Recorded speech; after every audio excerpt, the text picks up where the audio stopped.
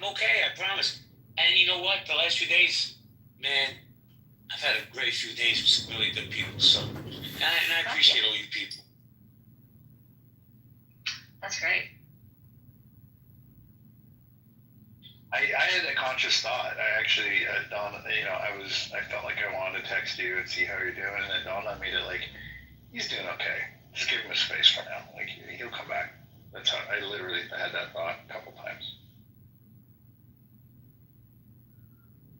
Well, certainty. You said our mics sound really good. That's good. Yeah, it does. I mean, it's like levels to the quality or the clarity of the mics on this app. And obviously signals and different things affect that. I'm in text, I get it. But I'm always curious to what kind of mic everyone is using. Mine's just an iPhone 15. Oh, so you're using the speaker on the iPhone? Yeah, that's it. Cool. So I'm being lazy right now and using my Jabra headphones. What is the ones that are bone induction? They don't go in your ears; they go in front of your ears. And I don't think they sound very good from what I've been told. So I switch to the iPhone usually just to be polite to all the listeners usually. But that's pretty good now. I think when you raise your voice or you get more powerful, it cuts out with the Jabra. Okay, yeah, I agree. Yeah, from what I've heard, that's true. But I'm glad it sounds good enough for now because my wife hates Clubhouse and she'll let me be on it if she doesn't have to listen to it. So unless she's listening to me. She likes JB. She does like JB. She knows his voice now. I was listening today to who was it? It was his wife Sarah, but what's his name? Oh, it was Ewan. Listen to Ewan today, and his wife is Sarah, and she was on here with him. So he was at work, she was at home. They're in the same room here together. They're part of our room, and they're talking every now and then. They're talking back and forth, like, "Hey, do you know where that thing is? Maybe it's in the laundry room or whatever." In the middle of the conversation or something.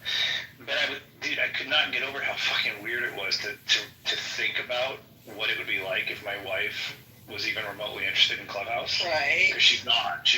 Like it's two completely different worlds, and the two shall never meet. She just would never ever do it. So I thought, oh my God, it was so weird to have a wife that liked Clubhouse or to be that kind of social, because my wife is not social like that at all, and I am. So it's like I have to find my outlets. Yeah, same with me. My husband tried. In the early days, I kept pinging him like, come in here. He'd be in my bedroom, and then I'd see his face pop up in the down below. He would just disappear very quickly. It's not for him. My wife would never, ever, ever come on here. I just know her. You couldn't convince her. It's just interesting. I can't imagine having a wife that was like that. Hakima, I just realized what your PTR was. I kept seeing it and kind of I wanted to look into it. I'm like, I'll look at it later because I didn't notice what it was right away.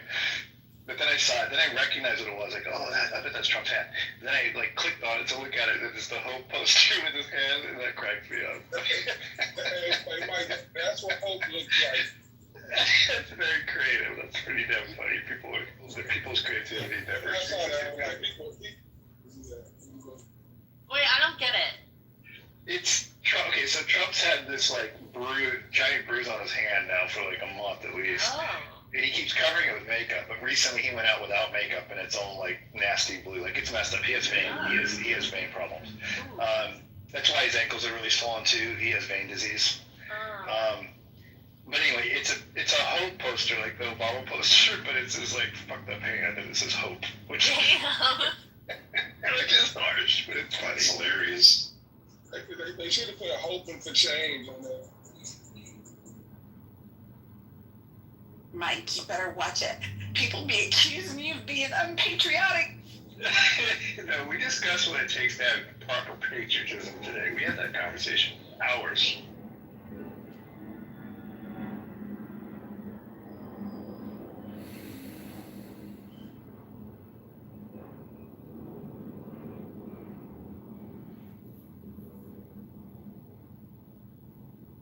Yeah, I look forward to getting to that old man age where you bonk your hand and then you got a permanent purple bruise mark that lasts for half a year. That's crazy.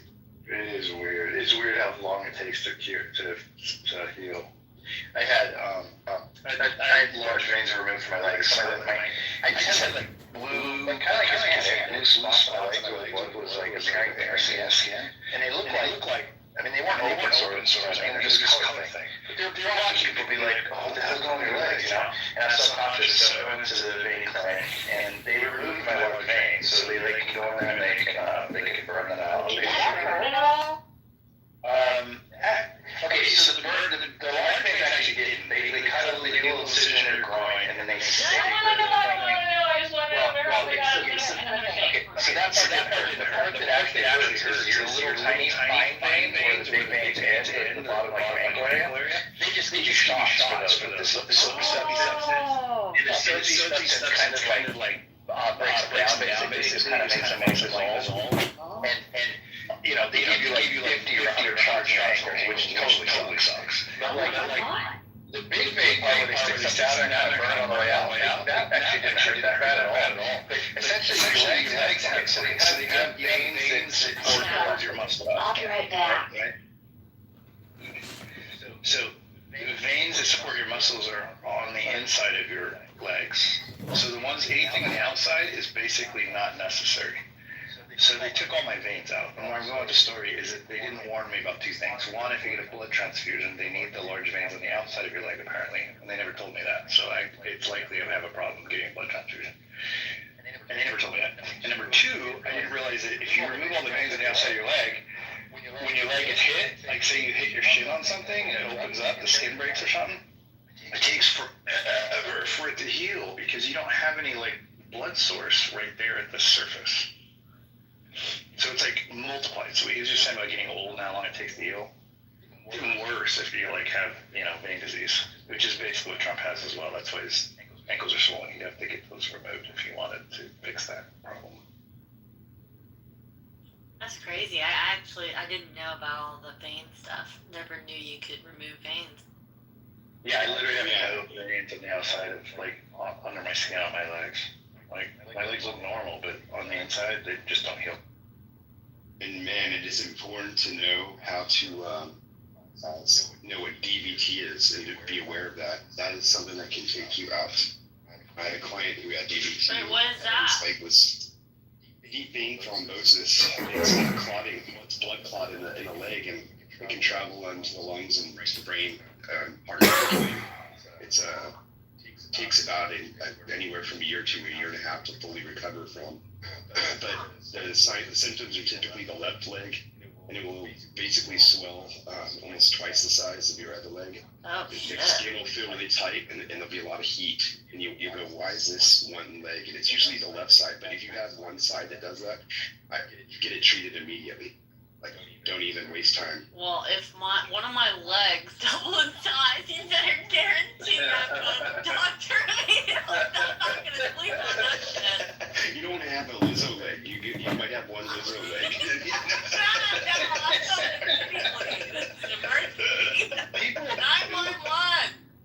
I think people die of that being on long plane flights sometimes. Like if you have one starting and you go on an airplane for a long flight or whatever, it can make it really bad, like somehow, and then the clot breaks, it goes to your heart, and it gives you a heart attack.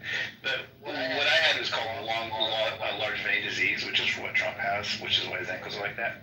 It's basically that the blood, your heart, when it pumps the blood up to your feet, when it comes back up, you have little trap doors in your veins that shut behind the blood to help it keep moving up. And if those trap doors stop working properly, then the blood doesn't necessarily all come back properly, so it kind of pools in your legs. And it will break through the capillaries and the iron will stay in your skin, or it'll make your ankles fat. I didn't have that problem. Or give you varicose veins, really bad one. But that's all because the blood's just pooling. It's large vein disease because the little trap doors in your veins are not functioning properly. It's not deadly or anything. What he's talking about is deadly, what Sean knows, but large vein disease is not deadly. It's just more unsightly and annoying. I had a friend of mine take a long flight. He was going from Miami to Vegas. He wound up developing a clot and having a stroke. Yeah, This dude, no bullshit, was the healthiest person you could ever meet. into all sports, working out. It just hit him. Got the clot, and got. It's so weird when healthy people. I was just watching the documentary about The Biggest Loser. That documentary, the show that used to be on about fat people losing weight. One of the trainers on there, he's super healthy, and now he was on the documentary. But he had a heart attack, a massive heart attack last year, and he was like one of the healthiest dudes ever. And just like, I don't know, he's in his late 40s. He just had a heart attack out of the blue. So I'm not sure that it really matters. A lot of that is so hereditary, you know. Yeah, that was Paul. Yeah, that was crazy. I remember following, because I used to follow his Instagram, because I used to, The Biggest Loser was pretty inspirational in my early on fitness career. Like, what inspired me and got me into working out, because I'm going, if these people can do it, what the hell's my excuse, you know what I mean? But I liked the show. It was terrible to hear about some of the things that went on there and some of the things that happened, but I wish Jillian would have been on there, but I guess she just is like, fuck that show. I don't know what the real story is behind that, but Jillian Michaels did not want to partake. Yeah, they didn't make her sound very good, because she acted like she was really good friends with that guy you just said, Bob, I think you said his name was. She acted like she was really good friends with him on the show, and he said they were good friends in real life. But when he had a heart attack, he said that she's one of the only people that never ever followed up with him. She never talked to him at all afterwards. Yeah, I did do. Yeah, I don't know how many people know what we're talking about, because it might be just a one-on-one conversation. Does anyone else know what we're talking about? Anyone familiar with that show, The Biggest Loser? I didn't watch the show. I just watched the documentary. No, I never seen the show, but I know some chick from the 1,000-Pound Sister, or whatever that show is. She was done yesterday or today. Oh, did she? Like, who? Bro, how did, like, respectfully, if anybody watches these shows, like, what's the point of watching these shows? It's like a car crash. It is like, well, that's the point. It's a car crash. I used to watch my 600-pound life sometimes. It's hideous. Like, they make them be totally naked. They fall them in the shower, and they're just atrocious. Hey, JB, was it the sister that she had to cart into the van and take all the seats out in the middle for her to get in? Bro, I couldn't tell you what sister it was. I've never seen the show, but I'll find an article. I'll pin it in the chat for you. All right. I'm wondering if it's the two sisters. The two sisters with the smushed faces that are so hideously, they're just really, really ugly, and one of them just lost a lot of weight. Is it one of those dudes? The one who looks like she's growing a horn out of her forehead? Yes. Is it one of those dudes? Oh, those girls are so ugly. Oh. I mean, even when she lost weight, she's ugly.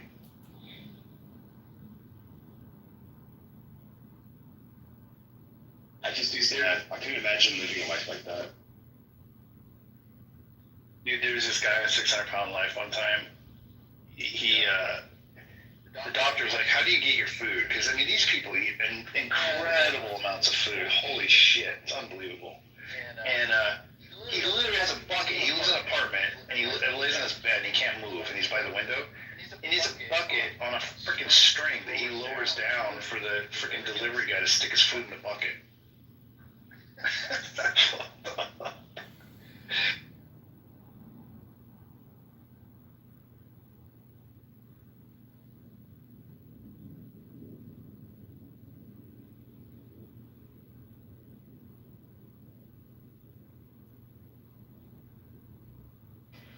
Welcome back, JB.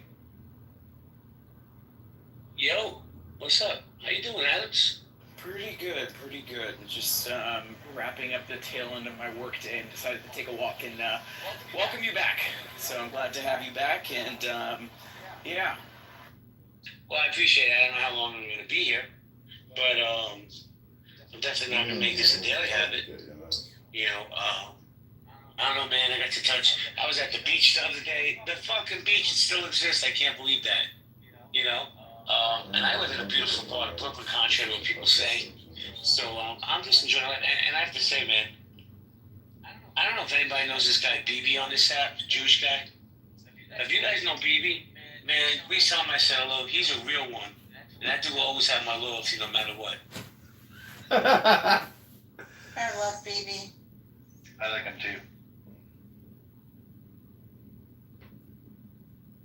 It's been pretty clear the last 2 weeks has really made it clear to me the people that are decent human beings on here and the ones that are fucked up, and the people that follow the fucked up ones and the people that don't want to be around the fucked up ones. Everybody is blocked. Everybody is blocked. Nobody in this room, but everybody is blocked.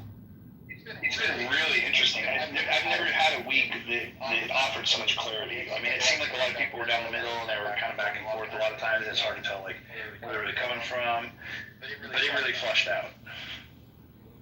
It really flushed out. Well, you know, Mike, always surprise, and it always has and always will surprise me. How people won't take the time to discern from the truth and from a rumor. Right? People just run with these fucking rumors, man. With no basis, no reality. Just say, he said it must be true. Mike Moon has a full head of hair. It's true. I'm spreading that rumor. Did 16. Can I say something really quick? I'm legitimately nervous and scared. I would appreciate, out of respect for me, if you guys don't bring that in this room. I just know. I really sincerely appreciate it. Welcome to Politics on the Prairie. We have a great guest today, congressional candidate John Kitover. How are you doing today, John? George, I'm doing great. How are you doing today? I'm doing real good too. I see you got the whole campaign, the headquarters going there. I've got a lot of phones set up. I've got a lot of YouTubes going, Instagrams. Reassurance, it will remain clean in this. I love a drama-free room. Yeah. How many people can say, I'm being serious, that they have Clubhouse, what's the word I'm looking for? They have Clubhouse, PTSD. Accounts, Clubhouse. PTSD. I try to do a lot of mass communication for the campaign. Why don't you use a term that's more befitting, like clubhouse fatigue? Well, I took a few days off. I'm not fatigued. I recommend it to everybody. And we have John Kitover here who's being really quiet. He's quiet in rooms usually until he wants to read a poem. Yeah, this morning he got to read lots of. We let him elevate the room sometimes. We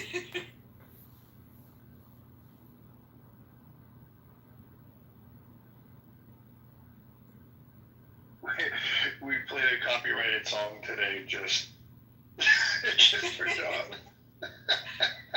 Jamie, did you hear about that whole concept? No.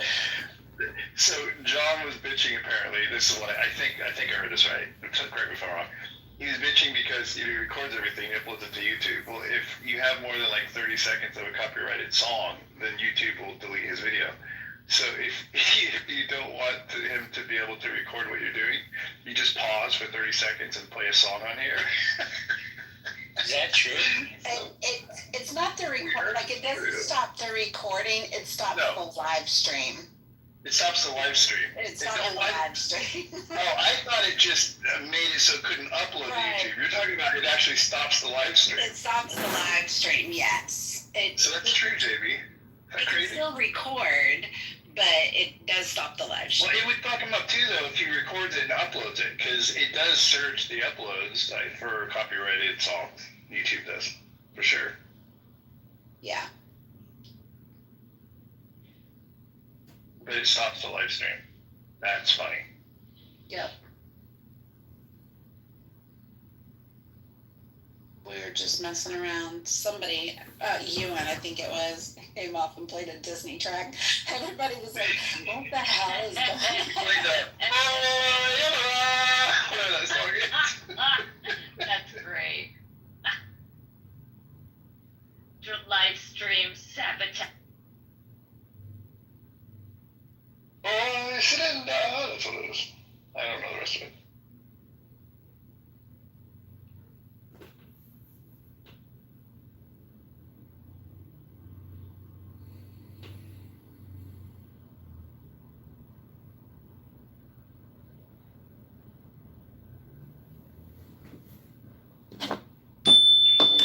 Everybody's thinking of something positive to say. Honestly, I'm just grateful for the presence and the peace. I'm thinking about No, I know. things now. Certainly.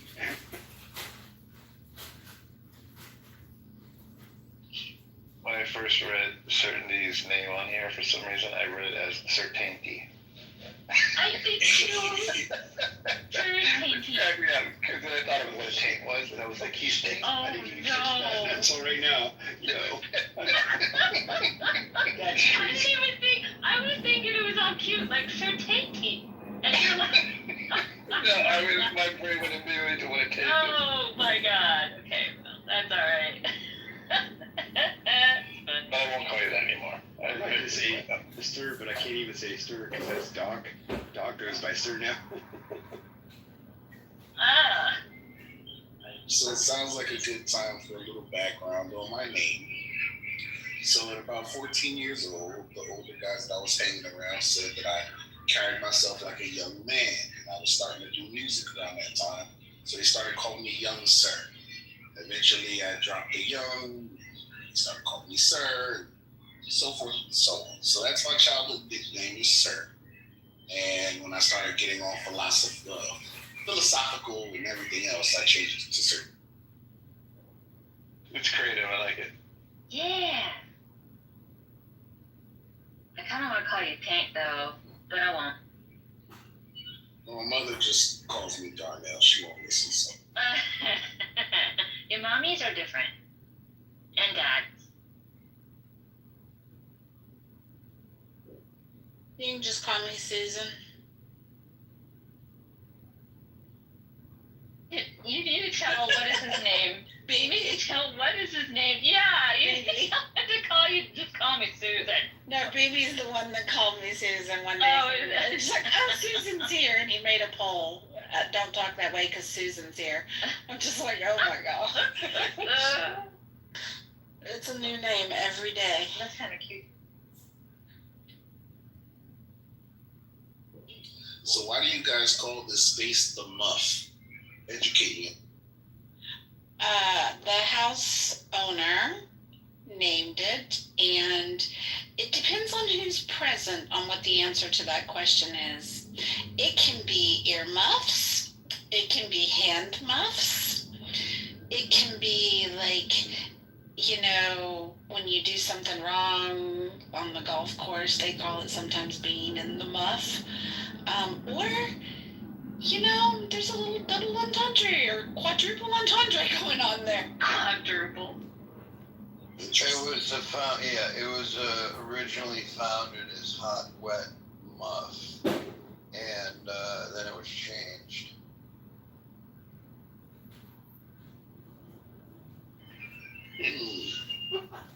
It's Roger though, because Roger will make some sexually outrageous comment randomly sometimes. There's always something cooking that it's just enough. Yeah, so it totally fits Roger. For some reason, I found that sexually offensive comments 99% of the time work as long as there's a comical approach to it. Almost everything works if there's a comical approach. If the other person has a sense of humor.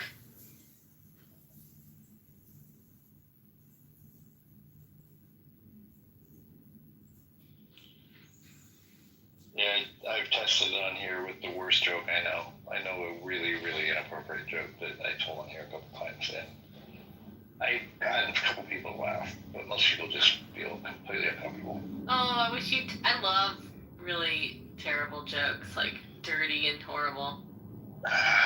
Maybe I should type it to you in the back channel. Yeah, Just it say won't it, be man. funny. It won't be funny if you type it. Yeah, just say it. Alright. Oh god. It's even hard to say out loud. Okay.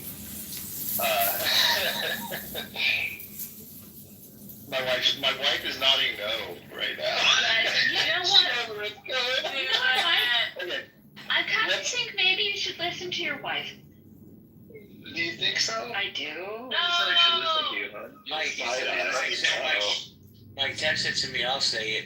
Are we recording? People are always recording. Well, You can remove recordings down, so I'm fine. What's that? It's a joke anyway, my god. Even Louis C.K. is back telling jokes. Yeah, you'll make it back. I'll make it back, okay. was the best thing about taking a shower with a 9-year-old girl? What? Oh no, I wouldn't do that. I wouldn't. No. You can slick her wet hair back and make her look like a 6-year-old boy. Yeah. Your wife was right. Yeah, yeah. Holy shit. My mouth is kind of open. Yeah. I told you it's the worst joke ever. See, here's the deal. This is the deal with humor. There was a time when Louis C.K. was the top of the humor chain, okay? And this whole generation of people that are about 15 years younger than me came out, and they completely redefined what's funny and not funny. So now inappropriate things are not funny because they're inappropriate. But inappropriateness had nothing to do with humor like 20 years ago. In fact, it added to humor. But humor is an evolving, ever-changing thing. And so things that were funny 20 years ago can be the opposite of funny today. So but when you age, your brain doesn't always upgrade itself with the newest operating system for the decade that you're in. And so things can remain funny in your head that are no longer funny around you. So making fun of that subject, that topic, is basically there's no joke anymore you could ever make fun of that topic with. But there's a time when you could make fun of anything and everybody would laugh. And there's a guy named Stephen Lynch that had a whole career on it. Well, Mike, let's keep it real. I think once cancel culture got involved in comedy, that put a muzzle on a lot of people. It did, and you could argue that part of being a patriot is ignoring cancel culture at your own cost, right? Like, it's, look at Louis C.K. Like, perfect example. Like, his humor is completely inappropriate. If you go to Stephen Lynch, he's got these little goofy songs he makes with a guitar, and they're hysterical, but they're incredibly wrong. And so, I don't know. I just think humor is interesting. I don't know. I just think it's interesting. It is. There's certain things that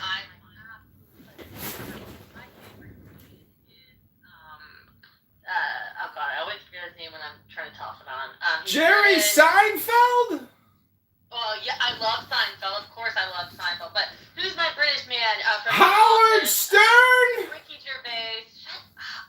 Oh, Ricky Gervais, yeah. He's Ricky Gervais. Okay, he's my favorite comedian. And, like, some of his jokes they go far. You know, the one, I don't know if you ever heard the one about the cancer kid on the not everyone finds that. Like, I've watched it in a room with my family with their like little woke girlfriends, and the girlfriends are like like they're just like and my brother and I are just dying laughing, and they're like, they don't get it. And if you think about the structure of a joke, right? The reason that joke is funny is not because of the topic. The joke is funny because it doubles down on its inappropriateness. It lays down something highly inappropriate, and then it adds to it and one-ups it in a way that you can't even imagine it. Mike, do you know the Aristocrats joke? If you take any subject and double down like that, it does become a joke. Do you know the Aristocrats joke? What, John? Do you know the Aristocrats? Yes. You want to hear the Aristocrats? Sure. What's he talking about? It's a dirty joke. It's a documentary movie called The Aristocrats. It's with Gilbert Godfrey. Yeah, I don't find Gilbert Godfrey funny. I find him annoying. Yeah. Oh my god, did you see him? Well, that's the point, silly! Did you see that? Oh, I was just going to say, nowadays, Richard Pryor would have been canceled. Eddie Murphy would have been canceled. People we grew up with that were... that Richard Pryor, man, if you don't look at for him, I don't even know how Andrew Dice Clay is still in business. I saw him in a show about 2 years ago in Pennsylvania. That dude was amazingly funny. Yeah, he was. No, I was going to say, so Gilbert Godfrey, it's on YouTube, you can see it. Howard Stern had him on a show several times in the old days. But Gilbert Godfrey had this thing where he would go into the employee break room where they had free donuts, and he would lick all the donuts, but he wouldn't tell anybody. And he did this several times, and then he got caught on camera doing it and pissed off Howard Stern and didn't let the show anymore. But there's a video on YouTube of him doing it behind the scenes, and he lifts up like parts of the donut where you never know that it's been affected, and he would like lick around it and stick it back together again. And he did that to all the donuts. He ruined the whole freaking box of these like deluxe donuts. Did He's just an asshole. No, that might not be real though. Maybe they staged all that. What's that, John? Maybe they staged all that just for content. Like that's how next level the Howard Stern show is. So one of the things that we can't overlook is the fact that women comics today, it seems to be successful, have to be so raunchy that it's kind of a turnoff for me. I'm prude, quite frankly. And You're a prude? I heard you put out. These female comics are just, I mean, they say the raunchiest things. It's hard to believe, really. I don't find females that funny. I'll be honest. There's very few female comedians that I find real. Like, I actually think Ellen DeGeneres is hilarious. I think her stand-up is actually hilarious. I've always thought she was hilarious. Like, her bit about losing her eye after running into the glass door. I mean, yes, I think she's very funny. But there's Roseanne Barr. Now that's funny. John, your microphone is broken on that one. Yeah. Roseanne Barr is really funny. But that's the thing about comedy too. It's also about who it's coming from. But you know who's the funniest to me, and it's not Howard Stern. Judge Judy. That's Howard Stern with a wig on. Sandy, do you know how much Judge Judy makes a year? Your boy or mine? 30 million. 30 million. I know she was making like 80 million or 100 million or something like that. Right. She makes hundreds of billions. Right. She makes upwards of $45 million a year for that one show. Amazing. It's crazy how much she makes. She's brainwashed women all around America to make them think that they're all Judge Judy too. It's not true, ladies. There's only one Judge Judy.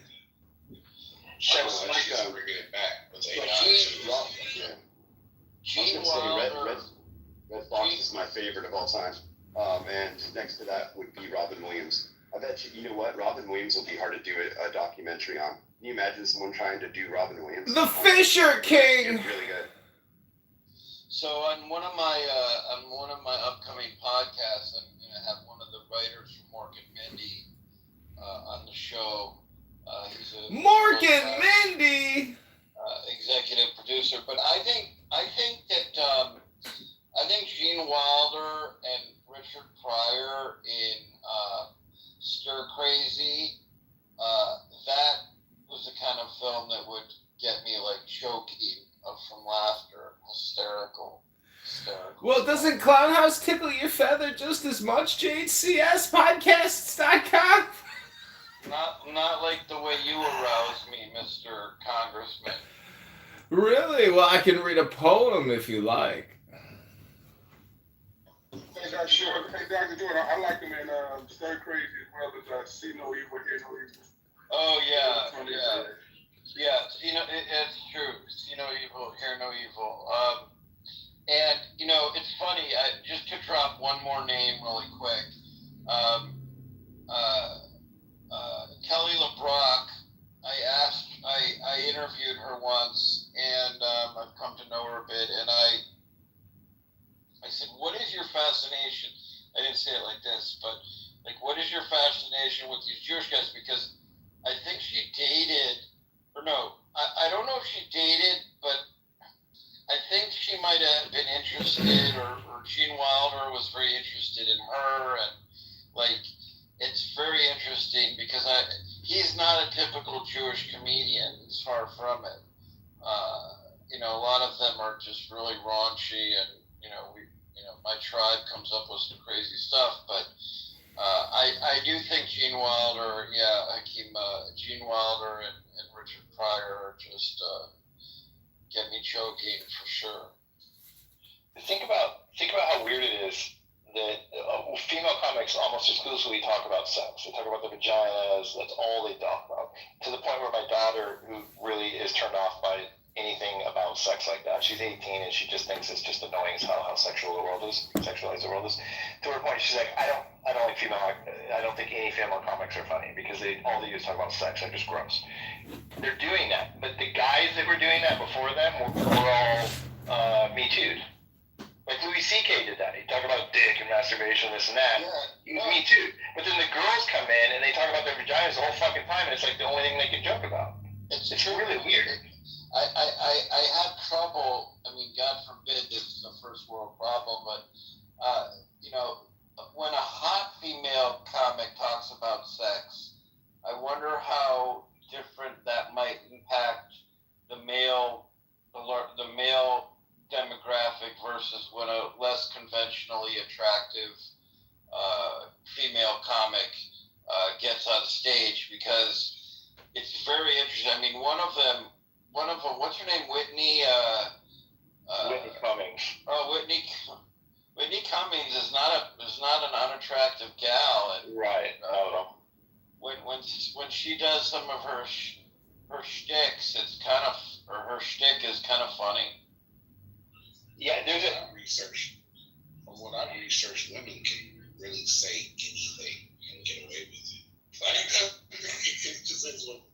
There's this woman comic. She's got a Netflix special right now. Actually, she looks like a big lesbian. She's got an awkward build, and she's buff. Oh, Australian? She Australian?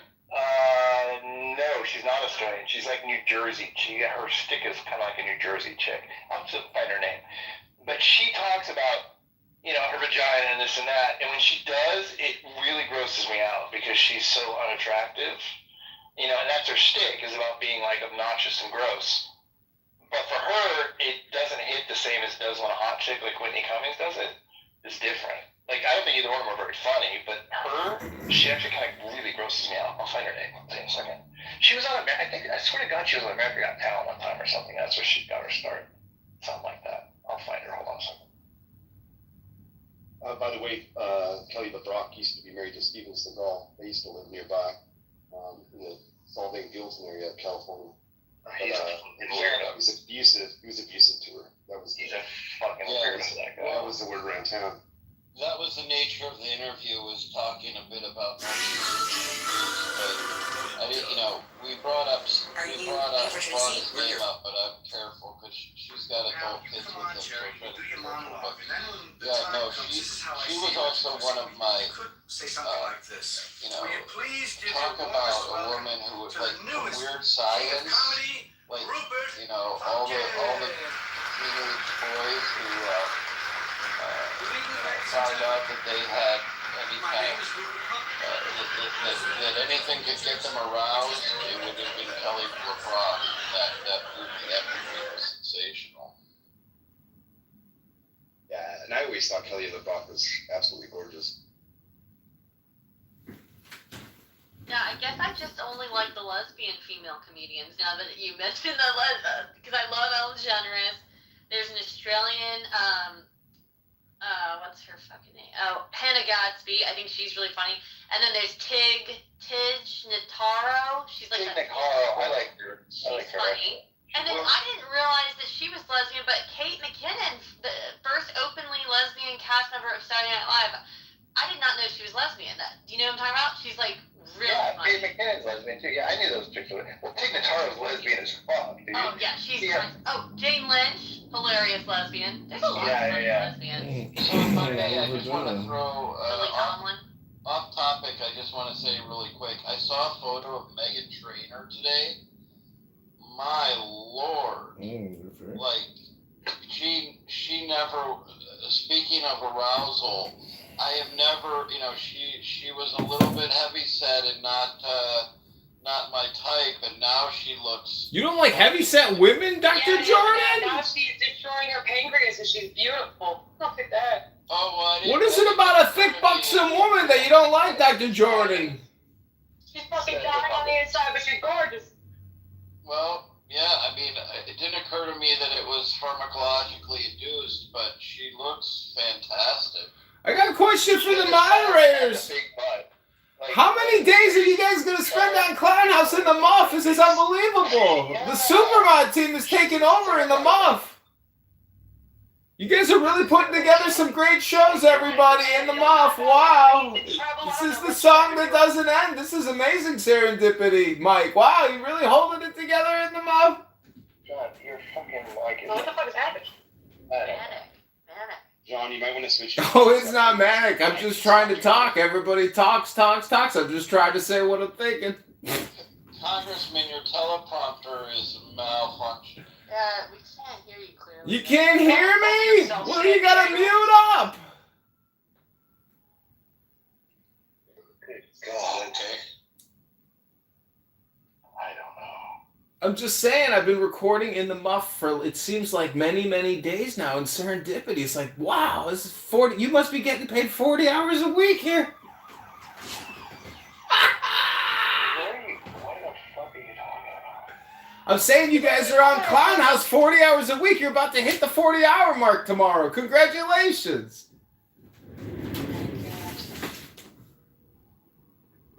Oh my gosh, this room like What's up, Pocket? grew. Hey, Pockets. Hey, Dr. J and everybody. Gosh. Hi there. Mike, will you check your back channel real quick?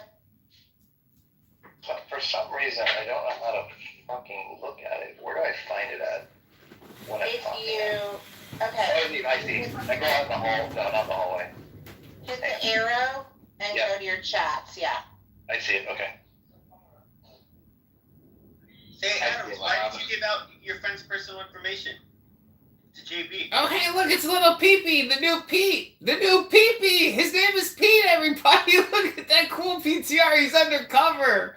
Pee-Pee. Oh, yeah. It was too soon. The back channel was too quick, serendipity, but I thought about that. Wow, Pee-Pee tried to infiltrate undercover. That was an undercover Pee-Pee named Pete. No, Latin. We knew he was down there. She knew who he was. I don't know who he was. I haven't been following. I haven't been keeping up on his shenanigans. I think it's funny, though, you know, he has obfuscated himself from Pee-Pee to Pete. That guy. This is honestly the funniest game. I haven't seen you in a long minute. What's going on? So how many people, when you come here and you speak all day long, know that I'm like very urgently live streaming and cutting every hour or 2 hours? But like this in the muff it seems to be fully automated now, and has its own chillism effect happening. This in the muff, let's be honest, John, this in the muff is the most like normally healthy, pleasant room that I've seen in a long time. That's why I've hung out here for all week. You just told a joke about raping a child in a shower who was 9 years old or 6 years old. Yeah, it's a fucking joke that I prefaced by the worst joke I know. Go back, watch the live stream. I don't think you're gonna like listening to your joke. John, if you can't understand the value. I'm just saying, when you say pedo jokes on my YouTube, you could kill my YouTube income. John, are you interrupting a mod? We have rules about this. Oh, there's rules in this house. Which rule is it? I forgot already. You know what? You're like a bastard redhead stepchild, John. It's so hard to love you. Like, you make it so fucking hard to love you. Oh, BB's here, but he's on the phone. I don't get to hear my nickname for the day. Oh, I'm sorry. I forgot about rule number 5, Mike. My bad. Thanks. Redheaded stepchild. Exhausting. I can't find that comic I was talking about. I'm gonna keep looking for it.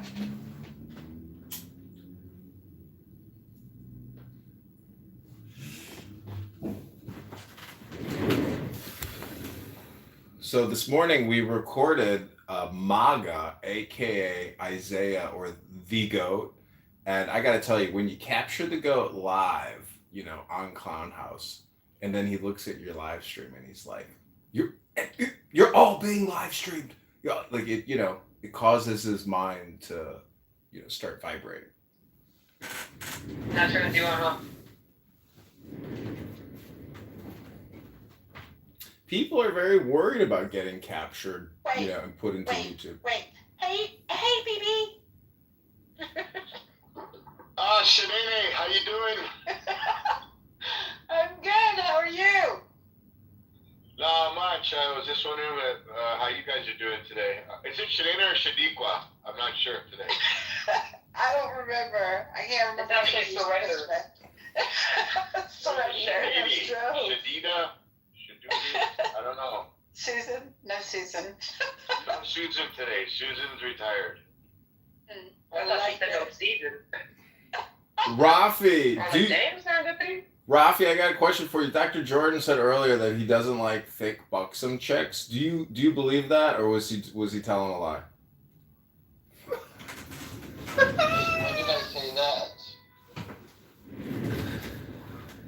I don't know. Go to the YouTube live. You can hit replay because is your memory not working? You just said that.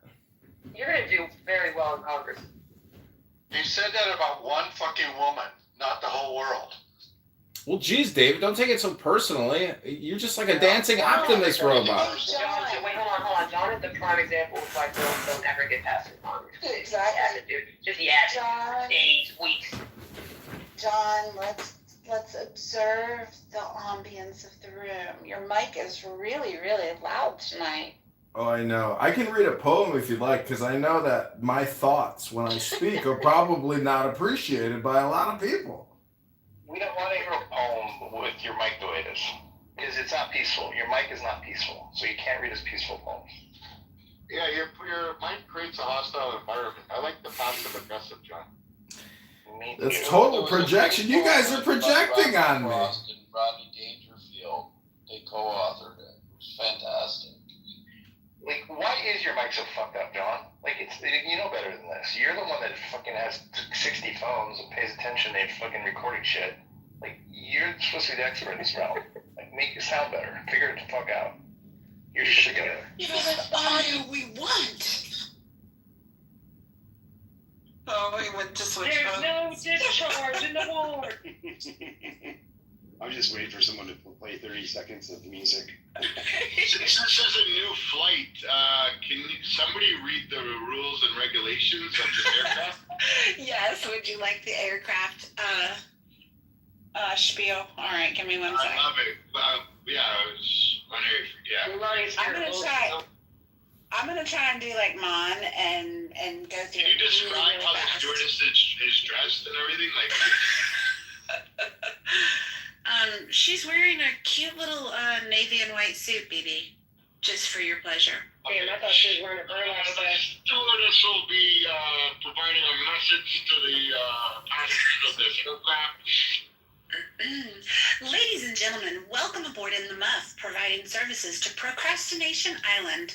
We ask for your full attention as we review important safety information and rules for the house. Ensure your seatbelts are fastened and in the upright position. All carry-on baggage must remain stored in the overhead bins of your brain. Seriously, we don't want to hear it. Your seatbelt fastens by staying on mute while others are speaking. We can only hear one of you at a time. To release said seatbelt, make sure it's meaningful, brief, and avoids the use of the N and K words both on stage and in chat. Please expect turbulence, which can occur unexpectedly and regularly. In the likely event of a loss of cabin pressure, oxygen masks will not be provided, but we can pretend they'll drop from the panel above you. Place it over your nose and mouth and breathe, for fuck's sake. If the going gets tough, you're welcome to get going. Please secure your own mask before assisting others. There is one exit on this aircraft located in the top right-hand corner. Exercise your personal discretion. If needed, a low-level moderator may guide you out to the halls. Better luck next time. In the Muff regulations specifically prohibit doxing, threats of violence, and keep families out of your mouth. Safety information can be reviewed on the house description page for additional details. We will be monitoring compliance before, during, and after takeoff. Thank you for flying with us, and we wish you a most pleasant journey.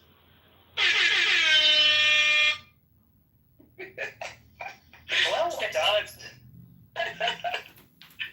There you have it. Serendipity question for you. Did you drink water before or after, or how'd you do that whole thing? Neither. Well done. Well done. She's a professional, bro. That's right. Come on, BB. And it's She Shanae. didn't even breathe. She did Shanae for one, but she didn't even take a breath, and she read that whole thing out. Professional.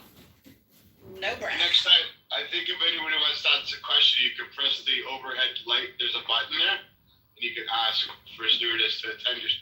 Oh.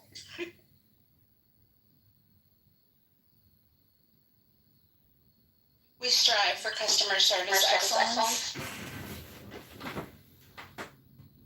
Sorry to hear that. I'm just kidding. Glad to hear that. How you doing, Nabi?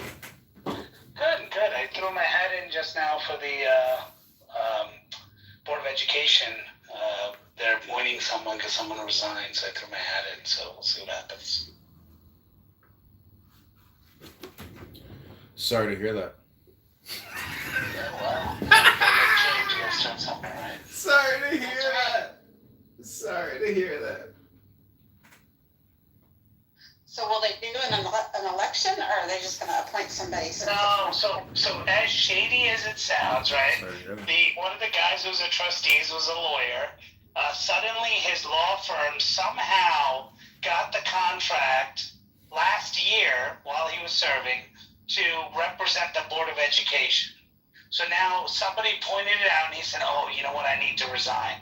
So he resigned effective September 1st. So they send out an email, write us a letter, give your bio, give other things, and tell us why we should appoint you, and then we'll make our decision if we want to appoint you. So I wrote my letter and gave my bio and my other details, and we'll see what happens.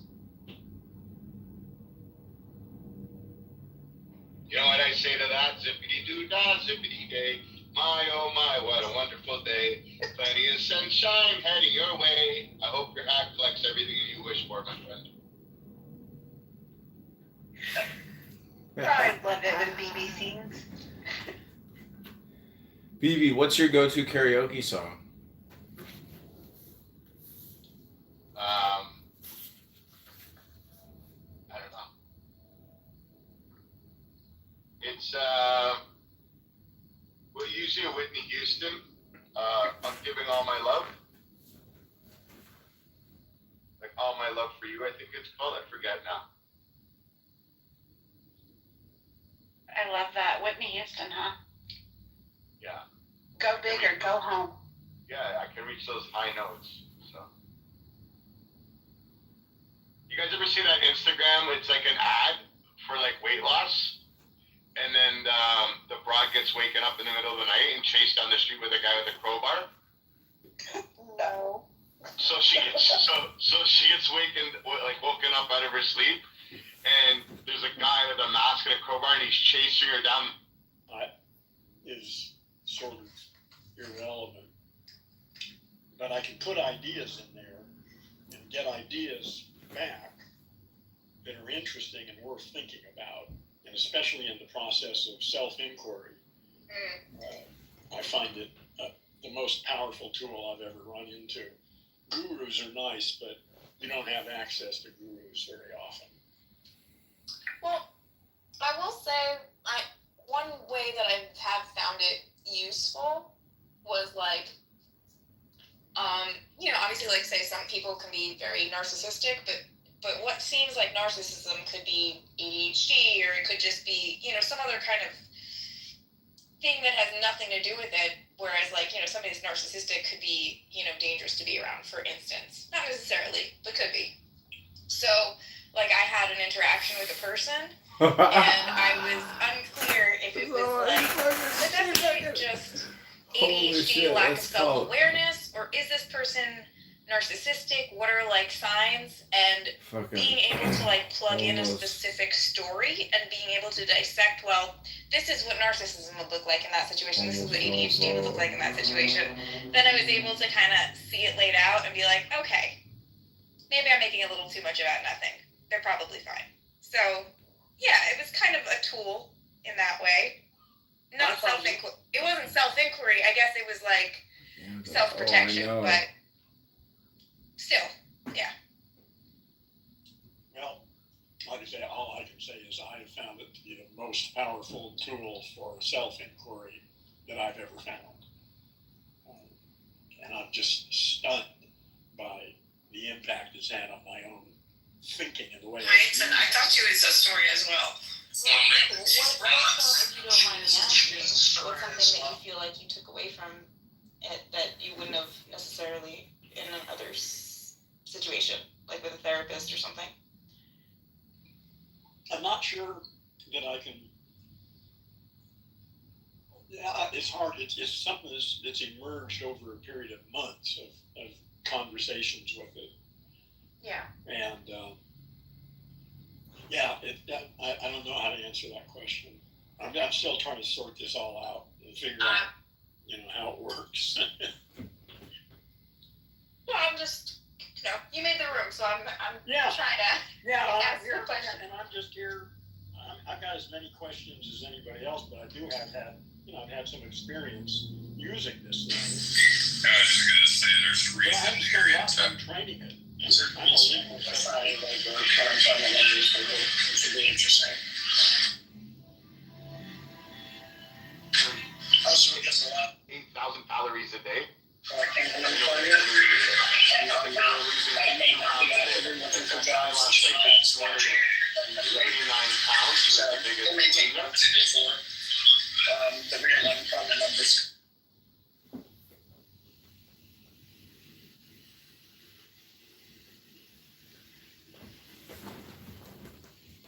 You still had this upper hand disadvantage. You got pushed to lose 240 fucking pounds. You can't blame the show because you gained the weight back.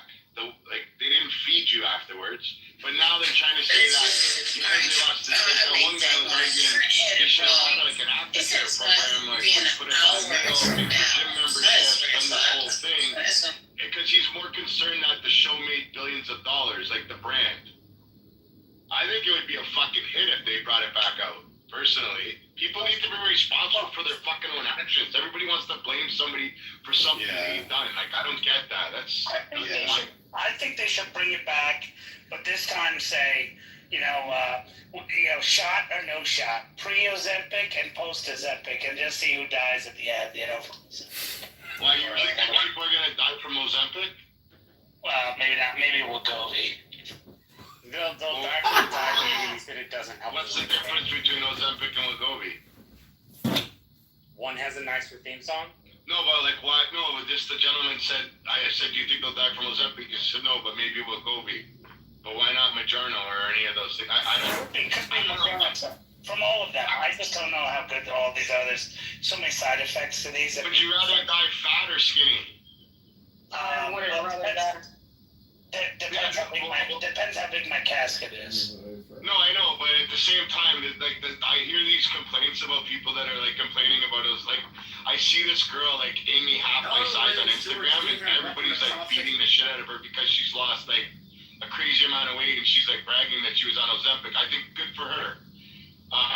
It's either that or die from obesity. Why not use something to lose weight? Who cares? I think she did something great for herself. I don't understand. She did not do something great for her. Why not? Because losing, obese. No, I don't think you understand how unhealthy it is to lose weight that fast and what it's doing to your other organs in your body. Wegovy and Ozempic are a huge risk of pancreatitis. It's really destroying your pancreas, so you're able to lose this much weight. Losing that much weight this fast, baby, is not healthy. But you don't really lose that weight that fast. You lose 15 to 20% of your body weight. So people that are over losing weight, it's not from that drug. It's because their mind has changed. Well, at least for me, it's because it's cheating. Like you're taking a medication to lose weight. Once you stop taking the medication, unless you're going to take it all your life, you're going to have the exact same health problems you did in the first place. No, but the whole thing about it is, it's training your mind into thinking differently about food and thinking differently about like conscious decisions. No, it's not. And you can. No, it doesn't. No, it does not. Okay. The point I was trying to make was, it's cheating because you've done none of the work, and when you stop taking it, because people have to stop taking it. But you're still doing the work, guys. You're still doing the work. You're still putting the fork in your mouth. They're going to gain again the weight they had already lost. Because they didn't correct their diet, they didn't correct their exercise regimen. They just took. Then they wouldn't lose weight, though, guys. I don't think you really understand how Wegovy and Ozempic and all that works. If you eat like a pig, you're still going to gain weight. You're not going to lose weight because you're on Ozempic. That is true. You don't eat when you're on it. To BB's point, I have heard, I've read some articles about people that are struggling with different types of addictions, that it's having like a really positive effect on their addiction. because of something that it does to, there's some part of the brain that it turns off that mechanism. So I've heard that like a lot of alcoholics have gone on it to break their addiction to alcohol and stuff. So I don't know, but I have heard a lot here lately about people talking about it. It is like screwing up their pancreas. Yeah, all it does is just slow your digestion. That's all it There's a bunch of class action lawsuits against all those companies right now. You're good girl. There's better ways to do it. I lost 110 pounds without any of it. So it's hard, but it can be done. I was still clear of all of that mess. Yeah, it leads to serious digestive issues because it's literally slowing down your digestive system. That's all it's doing. It's making you feel like you're empty, so you'll feel a little bloated. You'll feel like you're full, but you're empty. So your digestive system starts literally eating on itself, and your organs start shutting down because you're not getting the full nutrients that you need because your body thinks it's full. It just slows your digestive process down, and it's like a chemical rubber band around your stomach that people get to to curb their appetite and stuff like that. It's like cocaine. Shit, it comes out. Can you lose weight on coke? It takes away your appetite. People have definitely, models do coke to all, at least the models that, they come out and say, coke and crackers. Just so you know, people know I like Coke Zero. Just like you know. Oh, it's not real coke anymore now. Yeah, I lose weight and I don't get hungry.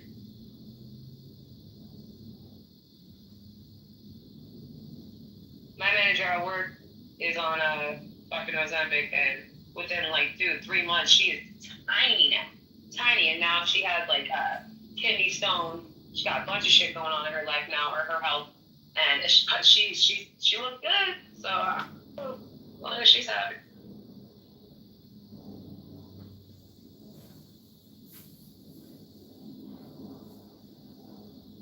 Holly, everyone is doing it. It's so sad. And some of it's not even legally done. These people got backdoor doctors they got on their payrolls that they're just getting for. Well, I mean, the problem is doctors.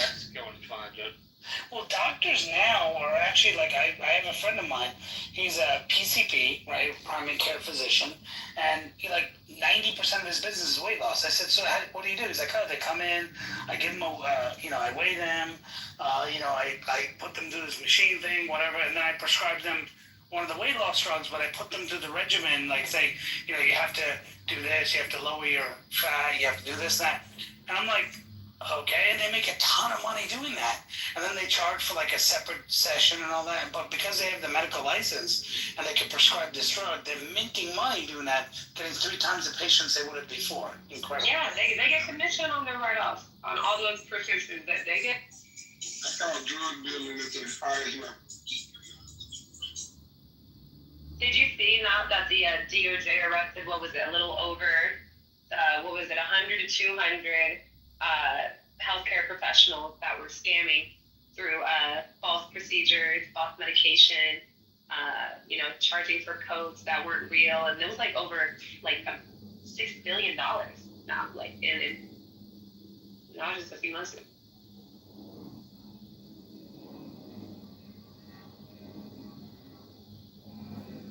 Yeah, I'm not surprised.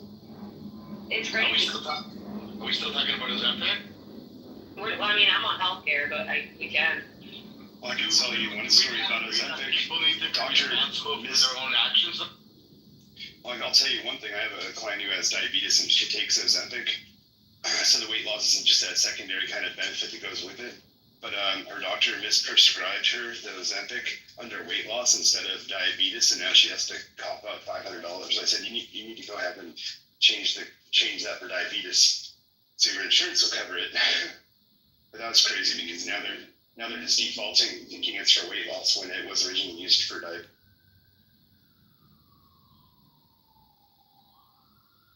But you guys think that those people that are suing, I think it's $2 billion in lawsuits. Don't people need to be responsible for their own actions? And you went on it for a certain thing, you wanted to lose weight, and now there's complications. Everything's got a complication. Walking outside, there's a complication. You could get hit by a fucking bus. Are we gonna sue Will we soon? Got it? Well, what's important? What's important when you prescribe someone medication? You need to do regular blood work to make sure that they are all right with the dosage you're giving them. A lot of doctors aren't doing blood work checkups on these people, so they're not catching like, oh shit, your shit's shutting down. Your pancreas is shutting down. You got pancreatitis. You got stage 4, pancreatic cancer. They're not doing these blood work tests. They're not checking. These doctors are overworked, bro. And they're not doing the checkups. I agree with you, pockets, but don't you think people also need to be aware and also say, yo, doc, I want regular blood labs done on me, and I want to be on top of my health instead of relying on the doctor to be responsible for your own, you know what I mean? Do you go to the doctor if you're feeling a pain, right? But how about those people that don't go to the doctor until they feel a pain and they haven't seen a doctor in 5 years? It is. And then they go and then they. But when you have a doctor, though, it's not. When you have a doctor, you are signing information. You're signing PCPs, which forms. You are putting your life in the hands of that doctor. It's not on the patient to remind ourselves we need to do blood work. So there is a form of malpractice happening, with the not being on top of things and trusting, a person who's not a doctor, who doesn't have a degree, who is not informed on everything and anything. That's why we go to doctors, so they can do these things. Hey, I got to get you in for blood work next week. Don't forget. You know what I mean? Because we're not doctors. We're trusting in these providers. So there is a form of malpractice when they're not doing their part and making those calls and scheduling them.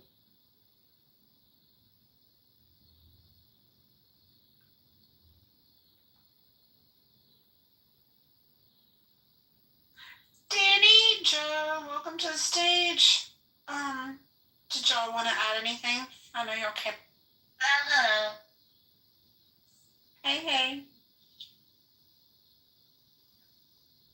So, I guess, I've seen the class action lawsuits against those. Is there something that's leading? Because, originally, all of the medical talk around those drugs was really positive. Is it overusage of them? Is it? No, it's people feel that they got to be on it for the rest of their life because they probably do because they don't have self-discipline and then they don't have. Listen, the best form of weight loss you could ever do is, and it's an easy task. I do it in front of yourself right now. Take your 2 arms and make it by your stomach and push forward. That's you pushing the fucking dinner table away from you. I'm sitting here trying to do what's he fucking? No, but that's what we do. And people don't want to be responsible for their own actions, and they want to be able to blame somebody their whole life and have this victim mentality instead of choosing to be a victor. You could be a victim or a victor. And I do believe it's your responsibility to look after your health care. Because you can go to a shit doctor, sign all those papers, and still fucking die. Or you can educate yourself on certain things and say, listen, I have this, I have that. How can I make myself feel better? And what can I tell my doctor to do? Because you have some doctors that don't like to prescribe meds, and you have some doctors that are drug dealers. And you have some that are into holistic care. And at the end of the day, it's your body. I can't rely on anybody in this room to say, I want to make sure you keep me healthy for the rest of my fucking life. Right. Yeah. It always comes down to accountability, doesn't it, y'all? Always. Absolutely. She's right, though. It's a form of malpractice not to test people's blood when they're on that shit. One question. Are you still gay? You still stop text? Sorry. Who said that? Oh, Mohammed. So you come into a room to show how fucking highly uneducated you are, and the first thing you say is, do I suck dicks? Right. Well, I don't think you heard the whole introduction if you wanted to enter this aircraft. He's in the goo. What a tool. A funnier answer would have been, my name is actually Captain Sucks on Dicks. Get it right. So that's like me right now saying, I want to sue Clubhouse because Mohammed doesn't know how to speak to me properly. Or better yet, you want to sue Shanae. Shanae, Shadika, Susan Sarandon. Everybody with an S. But Right? anyways, Shanae. Susan Sarandon is like the biggest anti-Semite on the planet. the biggest. Is she? Yes. Who called me Susan BB? Sorry, No, I know, you got Susan, but not Sarandon.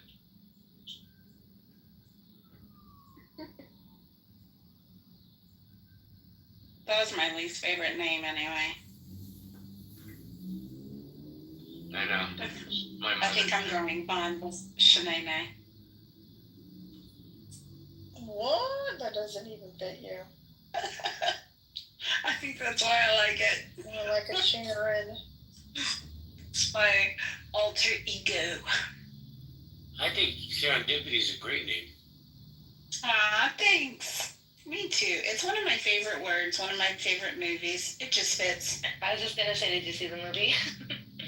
Love the movie. Yes. So good.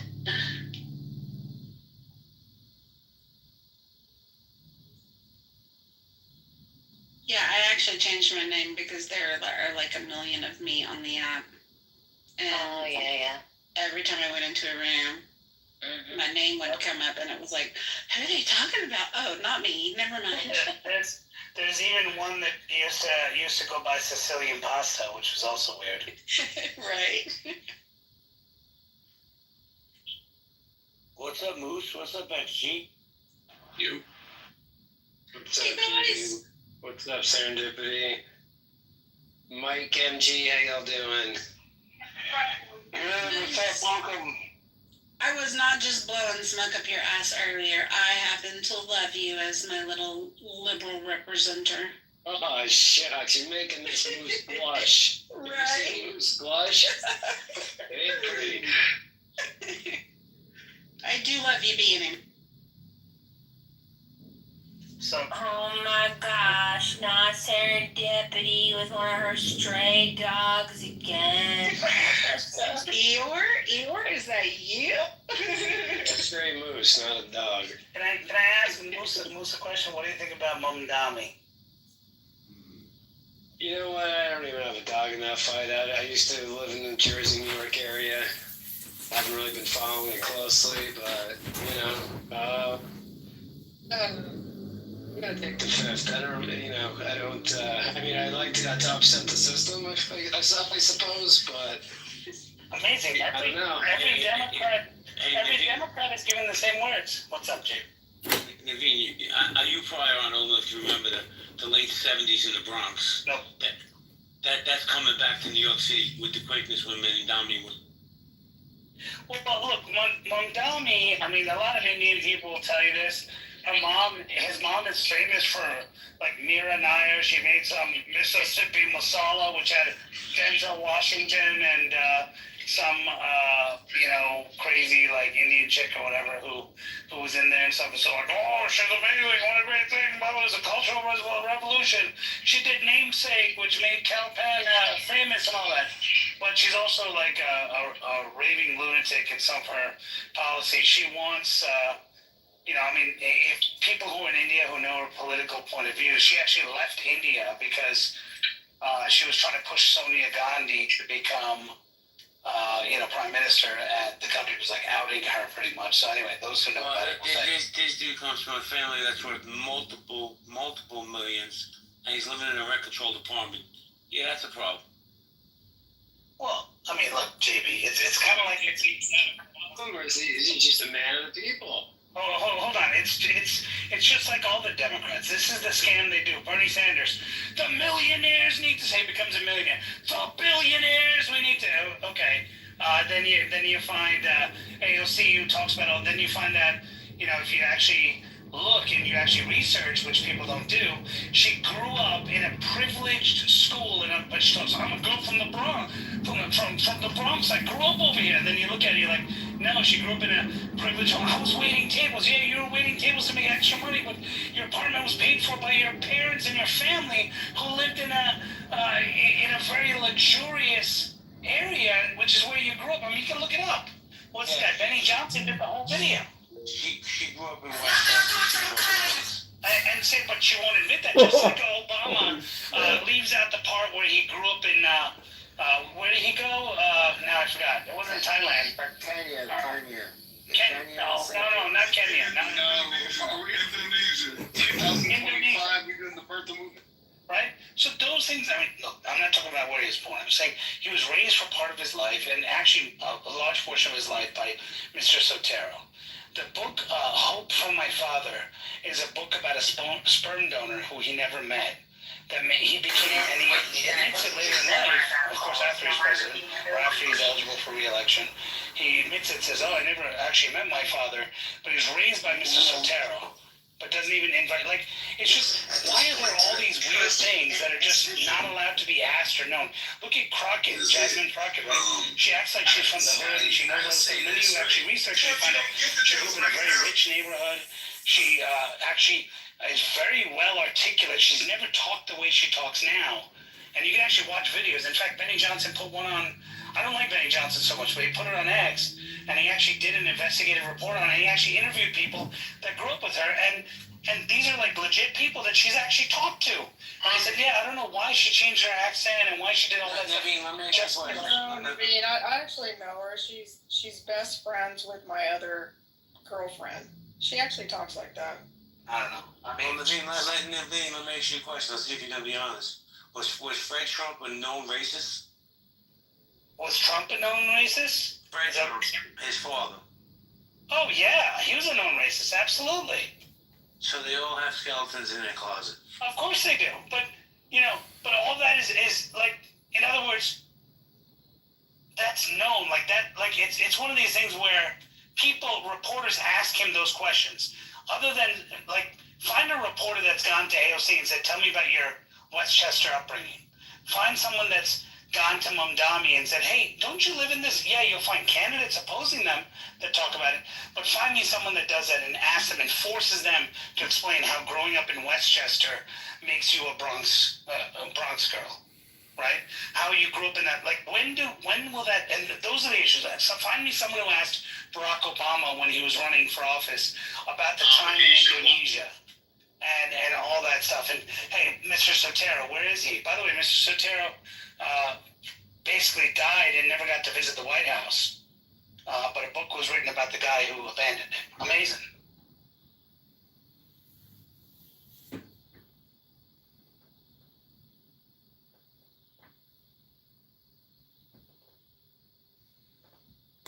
That's the problem, is that when politics becomes about profitability and notoriety is where we have the problem. And I think, and by the way, on the Republican side, there's people that you can talk about,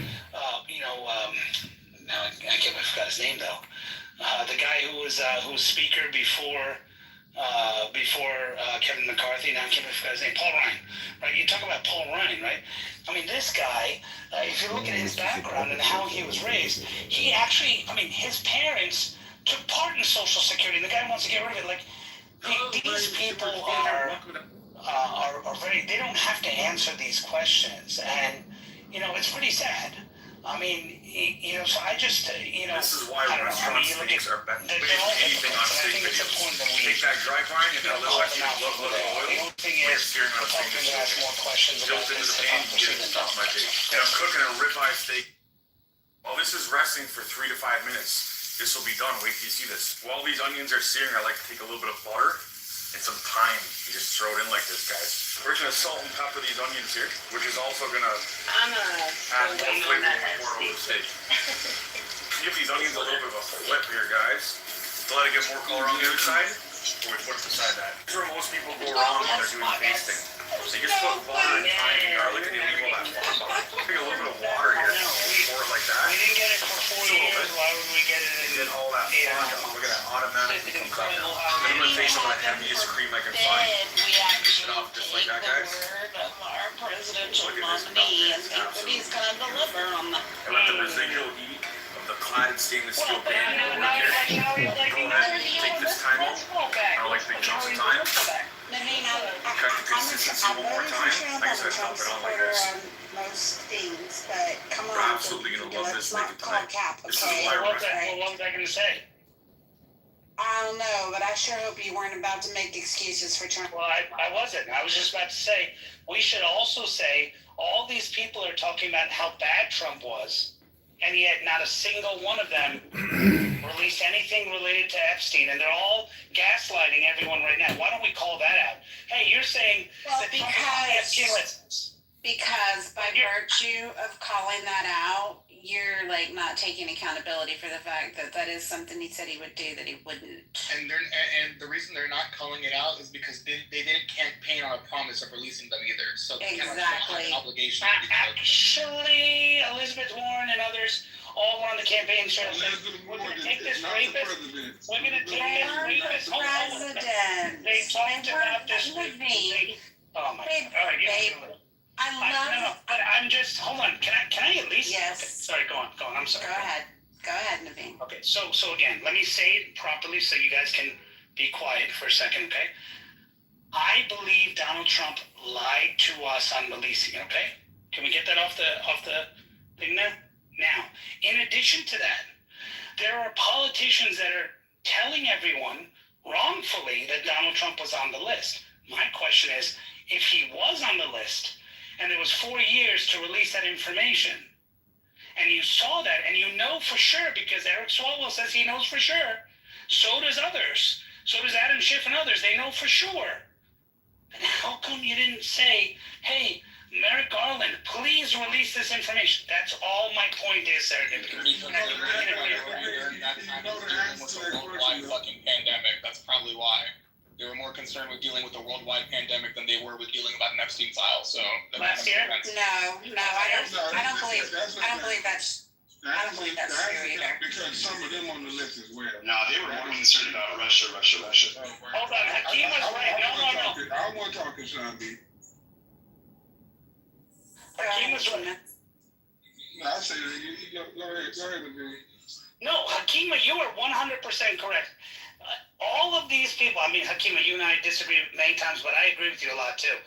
He's 100% right. These people are on the, that's what I'm saying. Like, Donald Trump is, I guarantee you, on that list, but I also guarantee there's other people who are on that list too. And Donald Trump should have released the list, and the main reason he didn't release the list is because his fucking name is all, pardon my language, his name is all over it. Okay, so, and we should be clear on that. But these other people know he's not going to release it. So they say, hey, let me use this as an opportunity to try to go at him, but never answer the question why they didn't ask the previous guy to release it if Donald Trump is on it. Naveen, he's on a list of predators who raped underage girls on Epstein's island. Wait. Before you go, here's the thing. I don't really. Here's my thing, Naveen. Oh my God, I just freaking completely lost my thought. I think the list is full of a lot of beneficial, mutually assured destruction across both ends of party lines. And I'm not even necessarily ticked that Donald Trump chose not to release the list. What pisses me off is that instead of nutting up and being a man and saying, I know it was a campaign promise, but because of the nature of the information in the list, what the fuck ever, I'm not going to release it. Instead, he literally turned it around on his supporters and said, fuck you, I guess you ain't my supporters no more if you can't just accept what I'm putting out here on Twitter. Lame, horrible move. I'd have had a hell of more respect for him for just nutting up and being honest with the American people than to turn around and try to gaslight us. Why the fuck y'all still talking about the Epstein list? Like, we're all stupid. That was the most ignoramus thing he could have done, and that is my issue with Donald Trump. He wants to sit here and I'd be like, what? What are you talking about? Why are y'all still talking about the list? Isn't that like years old drama? Like, he didn't think anybody was expecting that list. Shut the fuck up. Don't insult my intelligence. Okay. I mean, and you're right. I mean, there's no argument beyond that. So, I mean, you just said it perfectly. But at the same time, I'm just saying we should also be able to call a spade and say, hey, everyone has a vested interest in protecting this list and making sure it doesn't come out. Because, by the way, members of Congress have also seen that list. And we know Adam Schiff leaks a lot of information, but yet he ain't leaking that list, and that's incredible. And he didn't leak it when he had his own attorney general in there, and he's not leaking it now. So I'm just saying, like, you know, there's, you know, we gotta also call that out. But you're right. The way Trump did this is disgusting and probably disqualifying. Yeah, absolutely. And the thing of it is, I think when you make excuses for it, when you say, well, yeah, but everybody else in Congress says X, Y, and Z, like, it sounds like you're brushing aside the accountability piece. And that's the point I'm making. Sometimes you just have to say, yeah, fuck you, Trump. You didn't keep that campaign promise. You don't have to make excuses. Two wrongs don't make a right. Yeah, but you can. But that's the problem that we keep having, Senator, is that we keep blaming Trump for everything, and we never... Because we should say, yes, Trump is wrong. There's no point in saying he's not when he is. But at the same time, you should also be able to call out the others. What I'm not hearing from you is calling them out, saying, hey, what are these guys doing? I'm hearing you saying only Trump is at fault 100% when Congress also has... Because he's the only one that made the promise. He's the only one that made the promise. Trump has the biggest mouth. He's the only accountable for not doing so. Because he's the only one who's promised to do so. He's the only one who's president at the moment. Like, he has the biggest mouth. Serendipity nailed it. Like, he's literally flashing back at his supporters. Like, it's always been about him and nobody else. His favorite thing in the whole world is a mirror. And the thing of it is, you know, he was ticked off because he likes to use his power of social media influence to move his base in the direction that he wants to move his base in. And he's a fucking brilliant media mastermind, because you know what? When he came out and he said, what are y'all talking about? Why y'all carrying on about something that's so old? This is dead news. When that didn't work, he tried the tactic of attacking his supporters. When that didn't work, he flooded the news with other bullshit junk. I mean, do you hear any of the news outlets talking about the Epstein files anymore? No. He just keeps throwing. Like, media mastermind, I wouldn't say so. I think his base is just dumb enough to consistently eat up No. everything he said. He is absolutely a media mastermind. XD, how are you? Yeah, Turn my dick up. from the back, Monica. Fuck you, bitch. Let's politeness here for the mods in the month. If you're too immature, you can see yourself out. Right, Monica, I think it might be time to do a little stewardess spin. Y'all should hear her. She's really, really good at it. I really can't right now. Sorry. Oh, darn it. Ugh. She's so good at it. I have a question.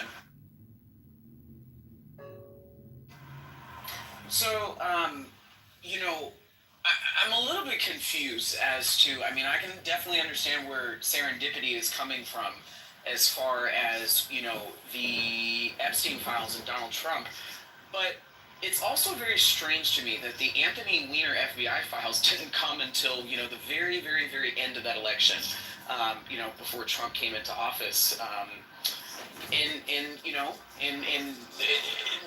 Who was the president back then? Obama? So it's very, very, very interesting that Obama didn't release those documents towards the very, very, very end of his presidency, but then people want to give Donald Trump smoke for not releasing documents that, quite frankly, I don't believe his name is on in the same like kind as people believe that his name is on. I agree with you. I don't think his name is on it in the same like kind that people are insinuating. And honestly, I wouldn't even have put it, that information